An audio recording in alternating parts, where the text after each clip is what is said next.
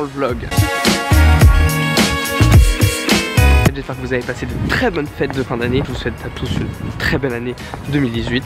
Et pour ça on va faire un petit retour sur 2017. 2017 c'était l'année vraiment réellement où je me suis lancé professionnellement, où j'ai réellement commencé à faire des prestats, à démarcher et puis à faire plein de projets. Professionnellement l'année se déroulait déjà, l'année scolaire se déroulait depuis septembre à donner des cours de magie à des élèves à partir de 5 à 16 ans. Donc on a commencé l'année 2017 un petit peu plus tardivement en mars, où j'ai fait une presta pour l'école des mines. Si je vous en parle particulièrement, c'est que cette prestation était sur les Champs-Élysées dans un notaire particulier. J'en ai d'ailleurs écrit un article sur ma page Facebook, je vous laisse le lien dans la description. Suite à cette presta, j'ai fait ma routine de balmousse Marie-Julie, que vous connaissez, que vous avez déjà vu sur la chaîne. J'ai fait la routine de balmousse et lorsque je confie les balmousses, la personne me dit « Oh, des blenders !»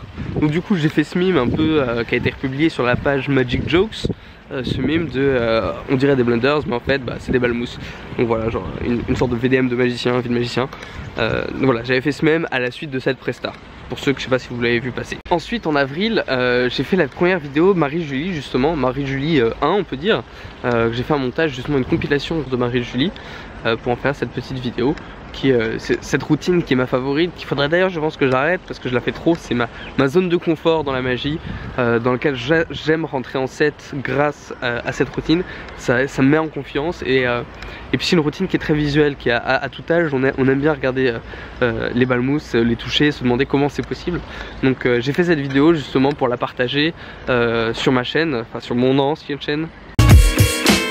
Ensuite à côté de ça, les cours de magie ont continué normal pendant toute l'année. Ça se passait très bien. On a commencé à préparer le spectacle de fin d'année de mes élèves justement à partir de cette période, mars-avril, à commencer à réfléchir ce qu'on allait pouvoir présenter pour leur spectacle de fin d'année. Ensuite fin mai, une autre presta dont j'aimerais bien vous parler, une presta dont j'ai fait une super vidéo, ma vidéo préférée sur ma chaîne qui s'appelle Magie sur une péniche. Une presta justement pour l'école, une business school EDC, qui est une très bonne école et qui m'a contacté pour venir faire de la magie. Et c'était un cadre tellement exceptionnel que j'ai demandé à mon ami Arthur qui est venu filmer tout cet événement. C'était vraiment génial. Donc un super moment pour une belle presta dans un super cadre, des superbes réactions et je regrette vraiment pas d'avoir filmé cette presta et de l'avoir partagée parce que c'était vraiment un excellent moment. En juin, c'est là que le poteau Cinderbud a sorti son EP. J'en avais pas parlé sur ma chaîne, j'en avais parlé sur ma page, je l'ai partagé. En juin, ouais, Cinderbud a sorti un EP de musique, son premier EP. Je vous invite à aller voir. Et c'est de musique super sympa, super vraiment dans son univers. Allez voir son SoundCloud également. Je vais mettre le lien dans la description vers l'EP et le SoundCloud parce qu'il y a tout un univers qui est vraiment génial. Allez écouter, vraiment découvrir les sons qu'il crée et qu'il fait parce que c'est vraiment super cool. Putain, je vais poser mon sac parce que il commence à être un peu lourd. En juin également, c'est là que j'ai publié la vidéo du spectacle de la MLA que j'avais fait pour la MLA du 18e. J'avais fait un petit numéro, une petite compile, un petit vlog, un prémisse, voilà, pour premier goûter à ça, là, cette expérience. C'était vraiment sympa. Mais ouais, je l'avais fait bien avant et puis j'avais pas encore fait le montage, j'avais les rushs et je me suis dit bah tiens, allez, je vais le partager, comme ça elle sera en ligne. Donc c'est en juin, voilà, je l'avais mise. Le 25 juin, c'est là que j'ai eu la représentation de théâtre parce que ce que je n'ai pas dit, en plus des cours de magie, j'ai également participé, j'avais eu un petit rôle dans une troupe de théâtre vers chez moi et c'est le 25 juin on a eu cette représentation que je n'ai pas partagée, que j'ai juste mis un petit teaser sur la page mais c'est tout, je ne l'ai pas partagé autrement. Ensuite s'en est suivi une semaine de fabrication pour la grande illusion du spectacle de mes élèves. On a fabriqué la grande illusion, une vidéo se trouvait sur mon ancienne chaîne donc avec tout le processus de fabrication et tout ça. Une vidéo sur laquelle j'ai eu pas mal de retours négatifs, donc je l'ai pas remis sur ma nouvelle chaîne parce que voilà, j'en étais pas tellement fier non plus. C'était pas la meilleure vidéo que j'ai faite, c'était pour le plaisir de le documenter. J'ai tous les rushs et toutes les vidéos sur mon ordi, donc voilà, c'était une vidéo qui était sur mon ancienne chaîne, comment fabriquer une grande illusion en 5 jours. Voilà, ça m'avait pris une semaine entre voilà, la peindre, la fabriquer, acheter le matériel et tout ça. Les élèves ont fait un super numéro, ils ont fait vraiment un super travail. On avait travaillé toute la chorégraphie pour avoir un spectacle coordonné et tout ça. Donc on s'était entraîné à avoir une chorégraphie pour faire plusieurs effets avec une sorte de mal des Indes. Et le spectacle justement de cette association s'est fini par un de mes numéros, d'ailleurs que j'ai mis en vidéo sur la chaîne, qui s'appelle Retrouver une carte avec la bouche. Je vous le mets en petite fiche là-haut là. Un petit tour, voilà, un classique de la magie que j'ai aimé faire. Voilà, c'était quand même un beau cadre. Début juillet, départ pour Rome. justement avec ma copine, où on a fait justement plus d'une semaine à Rome, et où je vous ai partagé justement mon jeu que j'ai acheté à la boutique de Rome, Eclectica, qui est une super boutique de Rome. Si jamais vous allez à Rome, passez voir cette boutique, c'est vraiment un superbe univers, un superbe endroit. Et donc à cette boutique, ma copine m'a offert le jeu Roma, que j'ai partagé sur Insta, où j'ai fait justement tout le jeu Roma dans Rome, partout dans les endroits iconiques de Rome. Donc c'est une petite expérience que j'ai bien aimé faire. Donc peut-être je détaillerai peut-être plus en détail cette idée que j'avais faite sur une autre vidéo spécialement, parce que j'aimerais bien le faire justement avec d'autres jeux. Bref, on en parlera une autre fois. Ensuite, après cette vacances à Rome, on est de retour sur Paris avec Ulysse, avec qui on a fait un superbe teaser pour sa page, pour son lancement professionnel officiel, pas son lancement dans la magie mais son lancement de façon pro, et pour qui on a fait un super teaser, donc vraiment à écouter avec port du casque obligatoire, parce que vraiment on a fait un gros travail sur la musique et sur la mise en page. Pour ceux qui ne se voient pas qui c'est Ulysse, c'est avec qui je fais le projet Diviciacus justement, donc n'hésitez pas à aller checker les deux si jamais ça vous intéresse. Début août, c'est lancé le marathon de vidéos. C'est là où on a commencé vraiment à faire plein de vidéos. Si on n'était pas en train de tourner, c'était qu'on était en train de monter. Il y a eu réellement un énorme travail, parce qu'on a commencé, donc on est parti en Bretagne avec Ulysse pour aller faire des vidéos avec le papa David Morgan. Bien sûr, je vous laisse le lien de la chaîne également dans la description. Donc ce qu'on a fait, on a commencé par aller faire un shooting justement sur la plage. On a tous sorti respectivement sur notre chaîne une vidéo de ce shooting qu'on a fait justement au Minic. Donc moi c'est le Wanderlust le Minic.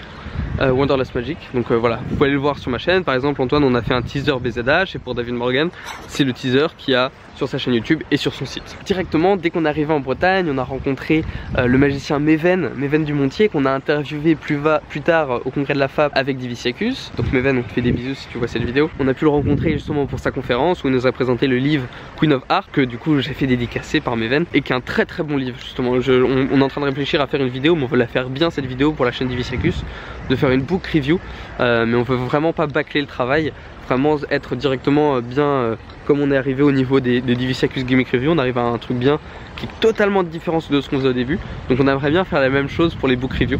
On a également échangé avec Pierre-Yves, que je connaissais déjà d'avant, et je lui ai proposé justement de ce système de review, et c'est là que le projet Diviciacus, déjà qui commençait à mûrir depuis un moment, de faire un travail pour des magiciens, que le projet Diviciacus s'est lancé. C'est lors de la conférence de Méven. On va bouger parce qu'il y a des gens qui arrivent, donc j'ai pas envie qu'ils me prennent pour un fou à parler à sa caméra. Déjà que je me sens déjà pas très bien. Allez, sponge.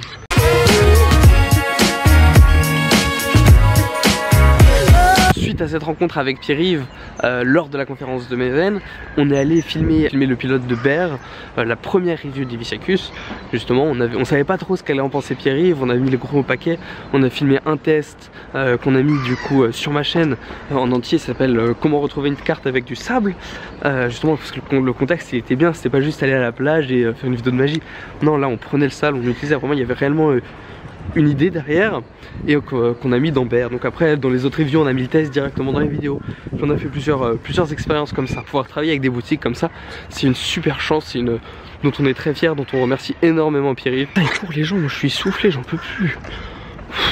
Ensuite on a suivi le papa David Morgan en prestation, justement on l'a filmé 2 soirs d'affilée.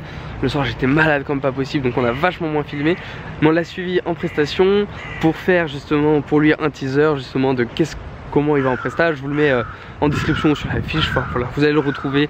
Allez sur sa chaîne, allez s'abonner à David Morgan, parce qu'on a toutes les vidéos, c'est moi qui les ai faites. Enfin non, pas toutes, il y en a, je prends pas crédit sur certaines vidéos, mais la plupart c'est moi qui les ai faites. Donc allez voir et dites ce que vous en pensez. Après toute cette période justement de tournage intensif pendant l'été en Bretagne, donc on a fait Wanderlust pour le Mini, que j'ai mis en ligne un peu plus tard après celui de Rome. Ensuite on a filmé justement des vidéos de magie et tout ça, et puis après on avait toutes les semaines à sortir une review et à arriver à établir un workflow suffisamment efficace pour pouvoir reprendre l'année et pas perdre trop de temps à faire le montage. Voilà, fallait trouver, on n'avait jamais fait ça d'avant de vidéo, déjà parler à sa caméra, réussir à faire un tournage efficace, tourner en un temps rapide, faire une belle préparation pour pas qu'on perde de temps après à chercher ce qu'on doit dire, genre bien préparer sa review pour pas savoir de quoi on parle, c'est-à-dire qu'on prépare pas une review à l'arrache, on sait de quoi on parle dans une review. Et donc après toute cette période, là où j'ai sorti la vidéo Les magiciens sont des connards, que je vais remettre je pense en visible sur ma chaîne, parce qu'elle avait beaucoup plu, surtout aux magiciens étrangement, parce que ça relève d'un vrai problème je pense, et je pense que je vais en faire d'autres, parce que j'aimais bien l'idée de parler de ma vision de la magie comme ça, sur un format Insta, et après juste la remettre sur YouTube pour la partager. La première version de Les magiciens sont des connards est vraiment pas belle, c'est-à-dire qu'il y a un gros problème, je voulais mettre trop d'informations, trop de visuels. Mais la deuxième version, qui est maintenant celle sur ma deuxième chaîne, bah elle est déjà de meilleure qualité. Les gens ils me regardent trop bizarre, je parle à ma caméra, je passe pour un fou.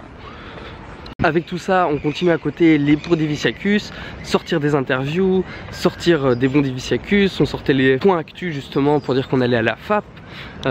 Et donc tout ça c'était vraiment plein de contenu à sortir. On était après à 2 vidéos par semaine. Ensuite c'était la période du congrès de la FAP où on a pu rencontrer plein de magiciens, échanger et puis faire la promo du projet Diviciacus. On a pu rencontrer beaucoup d'autres magiciens. On a rencontré les avis d'Alexis qui étaient justement sur la review de Tarantula, qu'on voit à la fin faire un petit coucou. Donc c'était super sympa de pouvoir échanger. Dessus j'ai plus de batterie, elle veut plus s'allumer. Bon, on va continuer à la caméra. Bon, on va continuer à l'iPhone hein, parce que j'ai plus de batterie du coup, je vais le charger en rentrant. Après ça j'ai fait les Halloween Magic, une petite mini-série justement. Je me suis dit que ça pourrait être rigolo de faire des effets pour Halloween, voilà des effets un petit peu gore, voilà un petit peu, c'était très naïf, très mignon, mais bon, je sais pas si je vais renouveler l'expérience. L'idée c'était de faire aussi gagner quelque chose, sauf que je me sentais pas à l'aise dans cet exercice, vraiment pas. Donc c'est pour ça que je l'ai pas renouvelé, je pensais le faire pour Noël à la base. Et Halloween c'était un peu expérimenté, j'étais vraiment pas à l'aise avec ça. Donc du coup je sais vraiment pas si je vais le refaire. Pour l'instant je vais continuer de faire des vidéos qui me plaisent. Et pour l'instant cet échange comme ça, un petit peu de vlog, de documentation, parce que c'est du vlog il faut le dire, me convient déjà beaucoup mieux.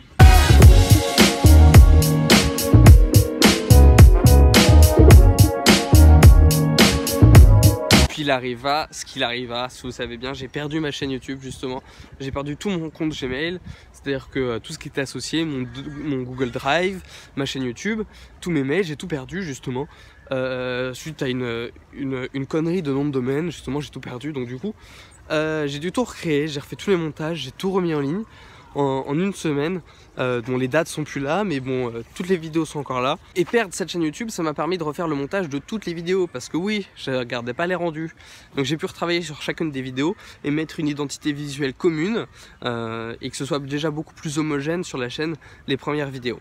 D'ailleurs, en parlant d'homogénéité, j'ai également commencé en décembre ce système de vlog, ce système de documentation de la vie de magicien pour me pousser à faire des vidéos, à arrêter de procrastiner ce que je dois faire.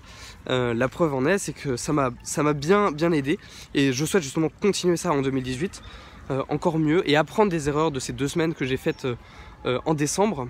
Et donc justement déjà toutes les miniatures n'étaient pas homogènes, on pouvait dire que c'était des vidéos normales, sauf que c'est des vidéos qui sont moins bien appliquées que par exemple les premières vidéos que j'ai sur ma chaîne. Donc je vais changer les miniatures et je vais mettre une certaine identité, voilà, qu'on voit bien que c'est un vlog et que c'est pas, ils les mettent toutes dans une playlist. Comme ça on verra que ce sera pas pareil, il y aura une différence réellement entre les vidéos travaillées qui sortiront quand elles sortiront et les vlogs qui sortent tous les jours.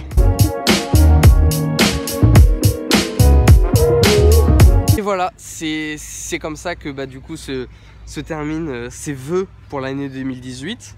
Je vous souhaite le meilleur, de la réussite, énormément de réussite. Pour ma part, j'ai beaucoup de projets à venir, surtout ces prochaines semaines, donc je suis très content de reprendre cette documentation quotidienne. Maintenant, on va monter cette vidéo pour qu'elle sorte demain matin.